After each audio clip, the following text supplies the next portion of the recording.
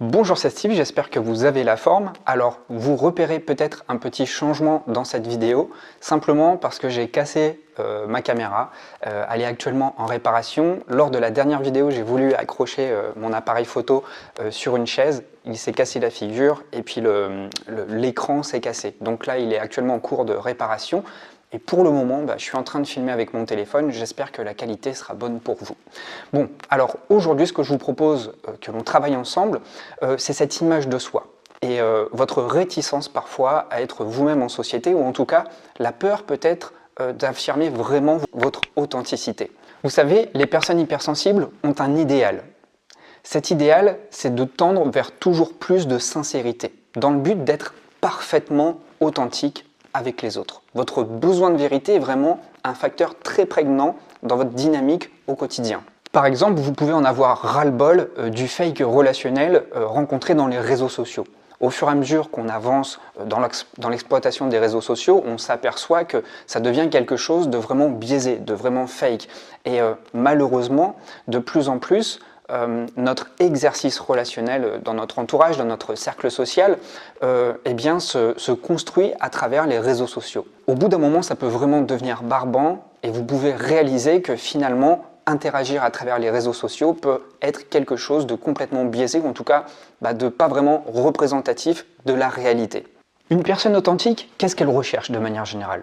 Eh bien, elle cherche à montrer son vrai visage aux autres. Et ce qui peut effectivement faire peur, c'est de ne pas utiliser de masque pour se montrer tel qu'on est. Et évidemment, ce n'est pas toujours évident. En effet, ça peut être difficile d'être pleinement authentique parce que dans notre vie sociale, on est toujours amené à jouer des rôles.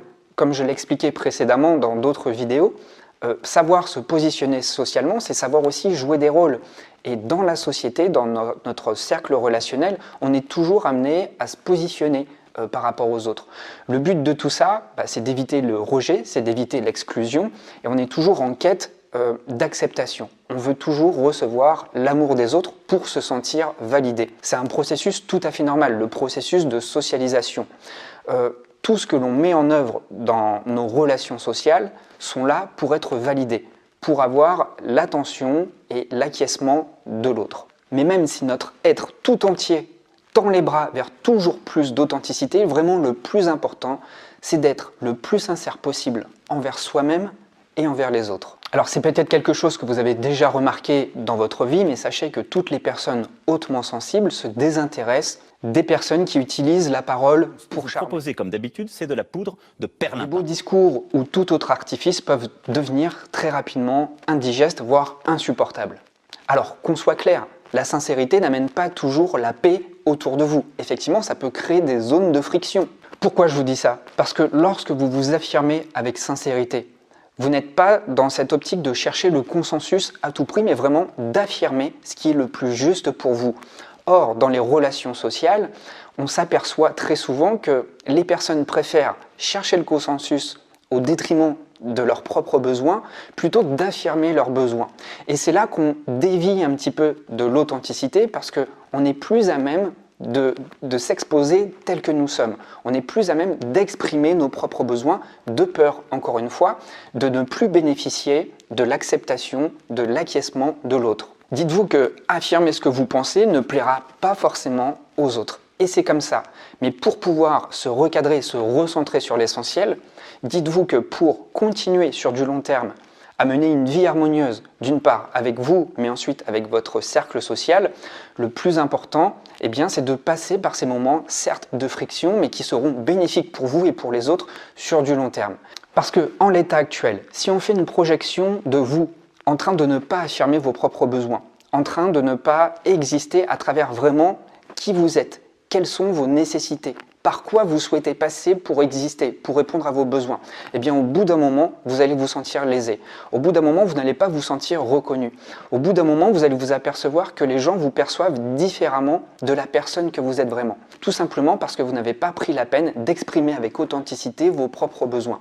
Mais ça, je pense que vous le percevez. C'est quelque chose de palpable. C'est quelque chose que vous pouvez toucher du bout des doigts. Lorsque vous sentez que par consensus, vous essayez de renier vos besoins, vous essayez de les mettre de côté pour avoir l'acceptation des autres. Lorsque vous vivez un moment comme ça, faites un pas de retrait et demandez-vous toujours quelles vont être les conséquences sur du long terme si je n'ose pas passer à travers ce passage difficile qui est d'exprimer mes propres besoins au risque de déplaire à mon entourage. Sur du court terme, c'est désagréable, mais sur du long terme, c'est toujours profitable parce que vous saurez être fidèle à vous-même et vous saurez aussi faire preuve de sincérité et d'authenticité autour de vous.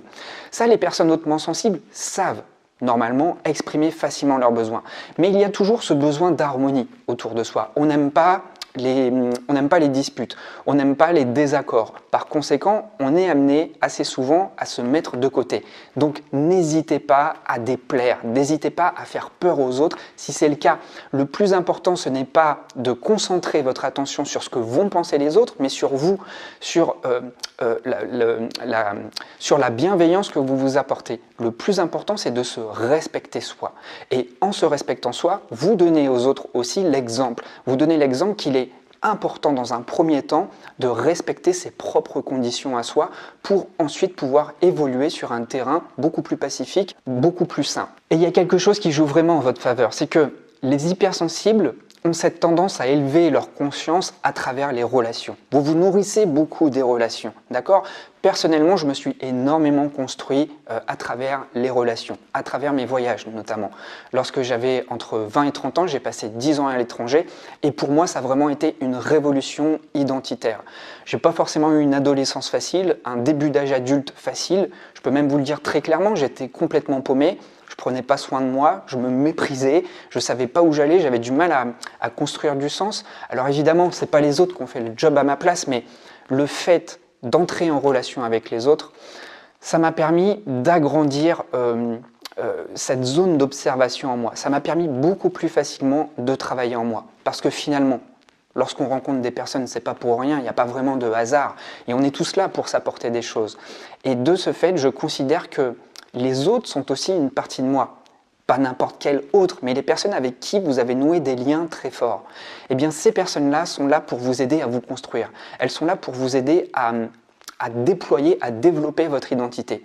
Ne cherchez pas à faire un grand reset, ne cherchez pas à vous changer, cherchez simplement, en tout cas, soyez simplement dans cette démarche de vous trouver vous-même.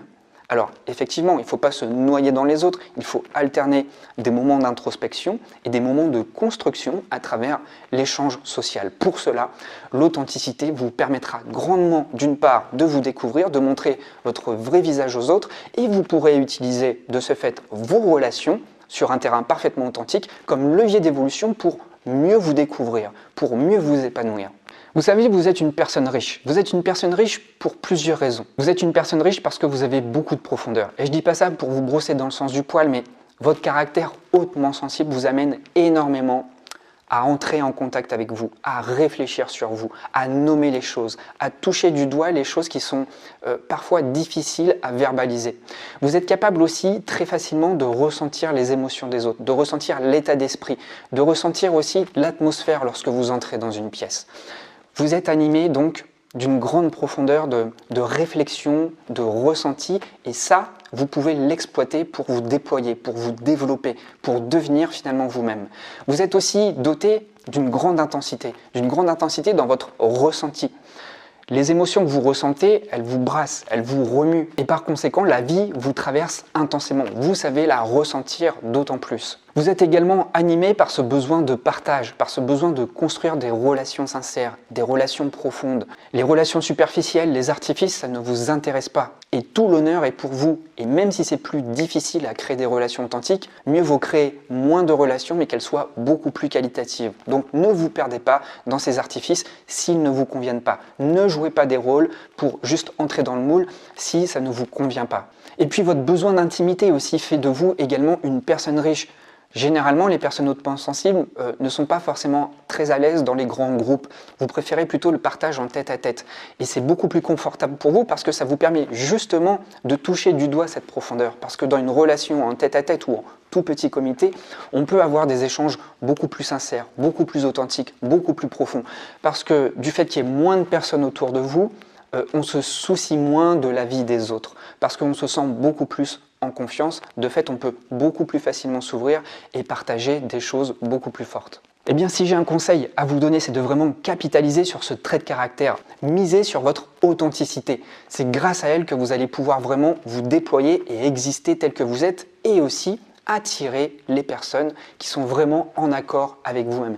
Et tant pis si vous faites peur aux personnes qui ne sont pas prêtes à vous écouter, à vous voir tel que vous êtes. C'est que ce ne sont pas les bonnes personnes. Et s'il vous plaît, n'ayez plus peur d'exister tel que vous êtes. C'est vraiment en étant dans l'amour de soi, dans cette acceptation, que vous allez enfin pouvoir récolter les fruits de votre personnalité. Acceptez-vous. Alors ce que je vous propose, si vous souhaitez vous affirmer avec beaucoup plus d'authenticité, beaucoup plus de confiance, en étant vraiment soi-même dans vos relations, que ce soit amicales, que ce soit professionnelles ou même dans l'intimité, j'ai sorti il y a un petit moment déjà cette formation qui s'appelle « Passer de l'homme inhibé à l'homme affirmé ». Alors évidemment, j'ai conçu cette formation pour les hommes avec ma sensibilité d'homme. C'était une période où je traversais justement cette problématique-là. Je pense avoir réussi à la résoudre, je me suis beaucoup formé pour ça. Dans cette formation, je vous partage des techniques, vraiment des techniques hyper efficaces, hyper pragmatiques pour justement s'exercer au quotidien dans votre vie sociale, quel que soit le domaine de votre vie sociale, encore une fois que ça peut être professionnel, amical ou même dans la vie intime. Ces méthodes, il y en a 14 et il y en a 2 en plus, beaucoup plus hardcore, c'est-à-dire avec un impact beaucoup plus puissant. Ces techniques, elles sont faciles à mettre en marche et je vous explique tout, je vous explique les mécanismes psychologiques et comment mieux vous comprendre. Je vous explique tous les mécanismes psychologiques pour vous permettre de mieux vous comprendre et après il y a une approche beaucoup plus pragmatique pour mettre en application ces conseils à travers des techniques justement destinées à s'ouvrir beaucoup plus facilement et surtout être véritablement soi en société. Voilà, et bien je pense vous avoir tout dit, je vous remercie beaucoup pour votre attention, vos commentaires évidemment sont les bienvenus. Quant à la qualité de la vidéo, eh bien j'espère que ça aura fait le job, en tout cas très prochainement je vais récupérer mon appareil. Moi je vous dis à très vite, prenez bien soin de vous à travers vos relations, parce que prendre soin de vous c'est aussi prendre soin des autres, c'est vraiment créer de l'harmonie autour de soi. Je vous dis à très vite.